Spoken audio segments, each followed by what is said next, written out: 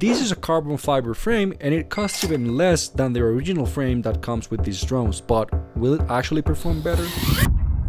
Hey there, it's Nick, and today we're going to be transferring this Beta FPV Air 75 into this carbon fiber frame. The interesting thing is that they're almost the same price. I'm also pretty sick, that's why you're hearing me right now like this, like with this twang. If you go to the Beta FPV page or AliExpress or whatever, you'll see these frames, which are the plastic ones, for a similar price, kind of on the $7 or $8. And this is like $7 or $6, depending on when you look at it. It's pretty strange how it works on AliExpress. But today we're going to be testing how well it flies, if it's worth it even transferring this stuff to this, or if it's better just ripping these drones with the plastic frame. Let's get to it. I want to start by saying I really don't know what to expect with this. One of the great things we have on these tiny whoops would be the frame, and more even so on the Beta FPV Air 75 frame. I guess he has seen some stuff, and that's why I have a bunch of repairs, because I sanded pretty hard, because if not, I'm not gonna get better. But this has actually held up super well, and I'm also kind of worried about the props, because these motors, which are the 0802 SE, are very fragile, and I'm kind of worried I'm gonna bend a shaft, because that was one of the first things I had to repair on these drones. I bent it because I was trying to get the prop out and I just bent the freaking shaft. So I'm kind of worried this being open prop won't hold up. So we're gonna need carbon fiber frame, the battery holder, the screws and everything that comes with the frame kit, the drone, one screwdriver. Now let's get into the disassembly of the drone. Oh shit. And actually, before we disassemble completely, let's weigh this, which is 21 grams in total, and then we have the battery, which is 32 grams in total. Always start with the props. I tend to make that mistake. When you have all the motors disassembled, you're gonna get the props out and you can't. You can tell I've beaten the hell out of this drone only by seeing the pigtail. Poor drone. Never let a drone get on my hands. Okay, so we have the bare bones of the drone right here. Now we're gonna start putting it on the carbon fiber frame.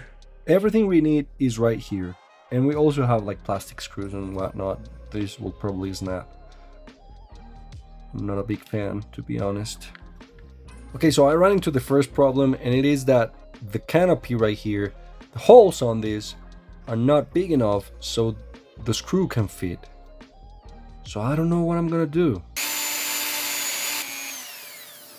Okay, they went in. Oh my god.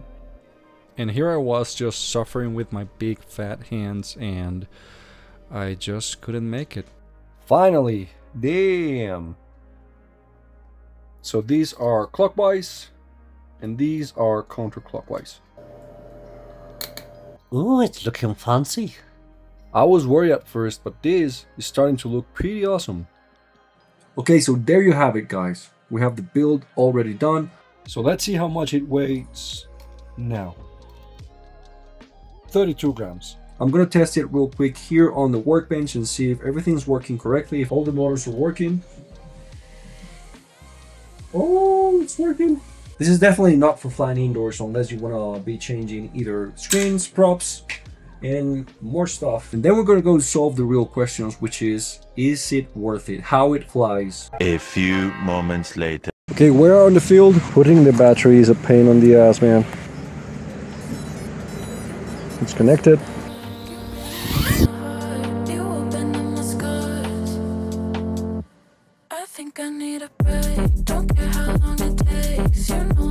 Oh shit, this is nice. It's nice. It flies a little bit more heavy, I would say.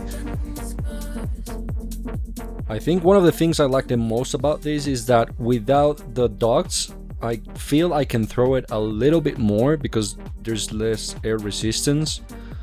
So I kind of love the feel of it. You can see right now I'm flying in a very open space, and it's it's pushing it. I mean, I'm just traveling along with no trouble at all.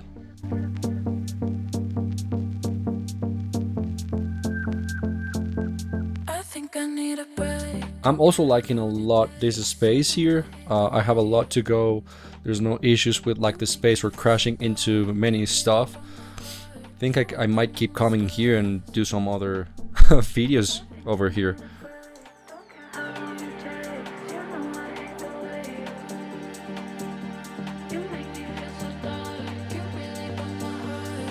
I'm gonna try and see if I can pass on these branches right here. Oh, oof. Nice. Oh, this is such a cool spot.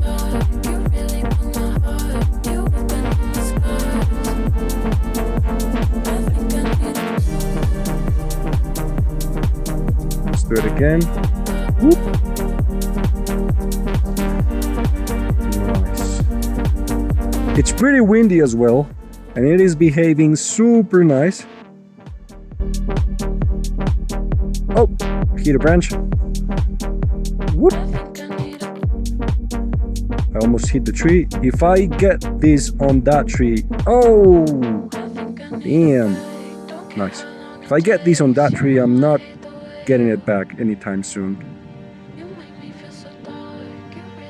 Oof. Oof. Oop. Let's see if I can. After that crash, I'm gonna land it here and see how well it is. So this is how it looks after that crash. Not many other things on the props. I don't have any scratches. It was a pretty mild crash though, but this thing rips. And speaking of durability, this thing actually took quite some hits after recording that first flight, and it was landing onto like rocks and kneecaps as well, and it just held up. It didn't bend the shaft. The props also hold up pretty well, so good job Gem Fan for these props. Would I recommend this frame? Yes, if you're flying outdoors, because it's gonna feel so much better and the wind resistance gives a different feeling. If you're gonna fly indoors, just keep the frame that has the docked on, which is the original frame. And that's it guys, I'll leave you with the rest of the video. It's just a little edit. I hope you liked the video, and peace.